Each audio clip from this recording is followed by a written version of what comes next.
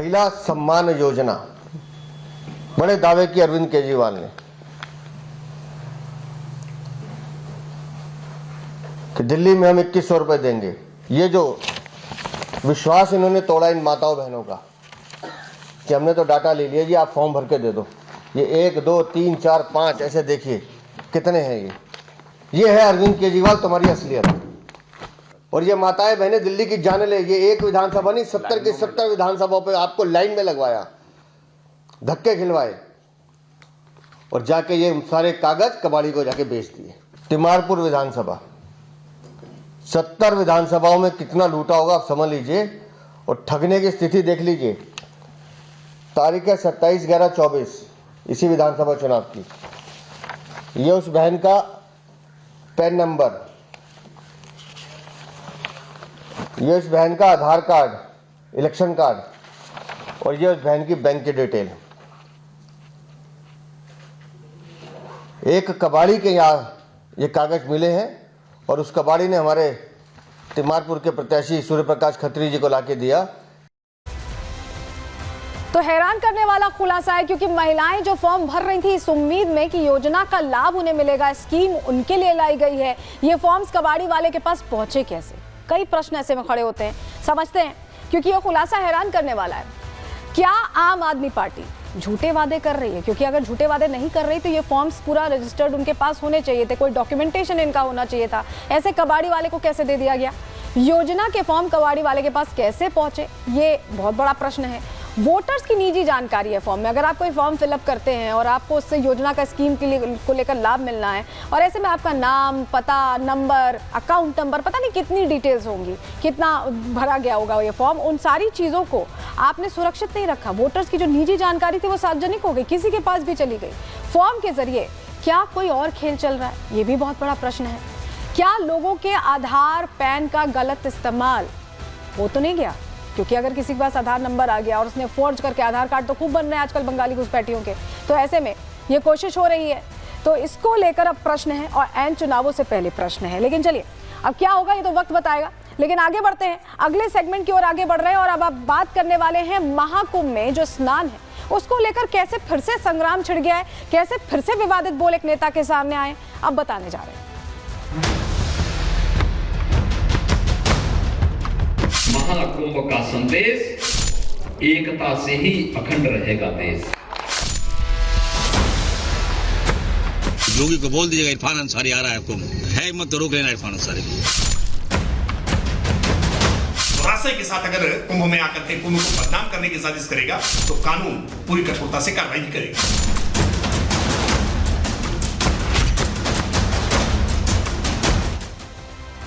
आप पिछले कुछ दिनों से देख रहे हैं, जब से कुंभ शुरू हुआ उससे पहले ही विरोधियों की सियासत महाकुंभ को लेकर लगातार होती रही, बयानबाजी होती रही। यूपी से तो हो ही रही थी, यूपी में आयोजन था, समाजवादी पार्टी जमकर बोल रही थी, उनके नेता जमकर कुछ भी बोल रहे थे। लेकिन अब ये सियासत झारखंड तक पहुंच गई है, उनके सहयोगी कांग्रेस तक पहुंच गई है। झारखंड के जो मंत्री हैं उन्होंने एक नई बात कह दी है, और ये महज इसलिए कि वो अफवाह फैलाना चाहते हैं या वो नफरती जो अपनी दुकान है वो खोलना चाहते हैं। क्योंकि समझिए, यहाँ योगी आदित्यनाथ सभी को आमंत्रित कर रहे हैं, उन्हें किसी से कोई समस्या नहीं है, कोई भी आए डुबकी लगाए, किसी पर रोक नहीं है।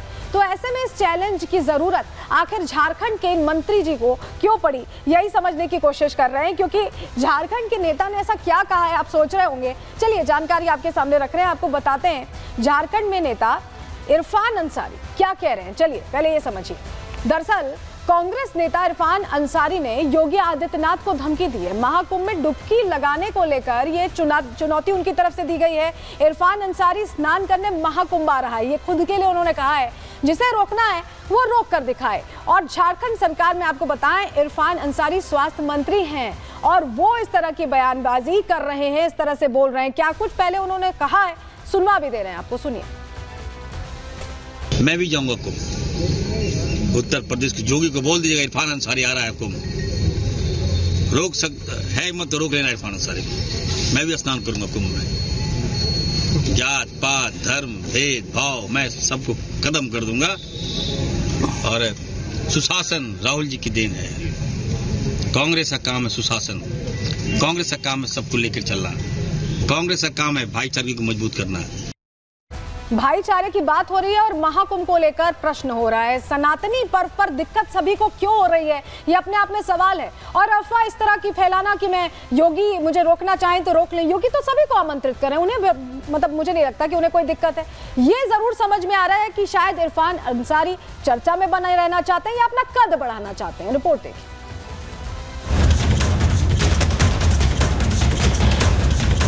मैं भी जाऊंगा कुंभ। उत्तर प्रदेश के योगी को बोल दीजिएगा इरफान अंसारी आ रहा है कुंभ। योगी को इरफान की धमकी, महाकुंभ में लगाएंगे डुबकी। महाकुंभ में स्नान पर संग्राम, छिड़ा राजनीतिक घमासान। कांग्रेस की नफरती दुकान एक बार फिर खुल गई है, जिसमें बैठे कांग्रेस नेता इरफान अंसारी इस बार महाकुंभ को लेकर नफरत फैलाने में जुटे हैं। करोड़ों सनातनियों की आस्था को ठेस पहुंचाने की साजिश रच रहे हैं। कुंभ के पवित्र पर्व को विवादित बनाना चाहते हैं और यही वजह है कि इरफान अंसारी ने हाथ में सनातनी झंडा लिए चल रहे योगी आदित्यनाथ को खुली धमकी दे दी है। अंसारी यूपी के सीएम योगी आदित्यनाथ को चैलेंज कर रहे हैं, कह रहे हैं कि कुंभ में डुबकी लगाएंगे, जिसको रोकना है वो रोक कर दिखा दे। मैं भी जाऊंगा कुंभ। उत्तर प्रदेश के योगी को बोल दीजिएगा इरफान अंसारी आ रहा है कुंभ। रोक सकता है मत तो रोक लेना इरफान अंसारी। इतना ही नहीं, इरफान अंसारी दावा कर रहे हैं कि कांग्रेस का काम है सबको साथ लेकर चलने का। दावा कर रहे हैं कि कांग्रेस का काम है भाईचारे को मजबूत करना। लेकिन सवाल है कि आखिर इन दावों के बाद भी क्यों कांग्रेस के नेता इरफान अंसारी महाकुंभ को लेकर तुष्टीकरण में जुटे हैं? क्यों सनातनी पर्व को लेकर नफरत फैला रहे हैं?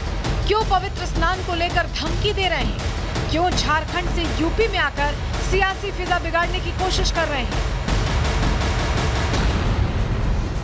इरफान अंसारी ने यूपी के सीएम योगी आदित्यनाथ को चैलेंज किया तो बीजेपी के नेताओं ने मोर्चा संभाल लिया। आरोप लगाया कि इरफान अंसारी सस्ती लोकप्रियता के लिए चर्चा में बने रहना चाहते हैं। ऐसे बयान से उनकी नकारात्मकता झलकती है। बीजेपी प्रवक्ता ने तो एक कदम आगे बढ़ते हुए कह दिया कि इरफान अंसारी के पूर्वज भी कुंभ जाते रहे होंगे, क्योंकि वो मनतांत्रण के बाद ही बदले होंगे। कोई भी मत मजहब का व्यक्ति कुंभ में अगर आस्था के साथ डुबकी लगाना चाहता है, स्नान करने आना चाहता है, अपनी आस्था का प्रकटीकरण करना चाहता है तो उसका स्वागत है। लेकिन अगर कोई एक गलत इंटेंशन के साथ, दुराशय के साथ अगर कुंभ में आकर के कुंभ को बदनाम करने की साजिश करेगा तो कानून पूरी कठोरता से कार्रवाई भी करेगा। बीजेपी ने तो साफ कर दिया कि अगर आना है तो आए, लेकिन दुर्भावना के साथ नहीं। लेकिन सवाल है कि आखिर क्यों बार बार इस सनातनी महापर्व को लेकर निशाना साधा जा रहा है? आखिर क्यों महाकुंभ को लेकर अफवाह फैलाने, नफरत फैलाने की कोशिश की जा रही है? Bureau report, Republic Bharat.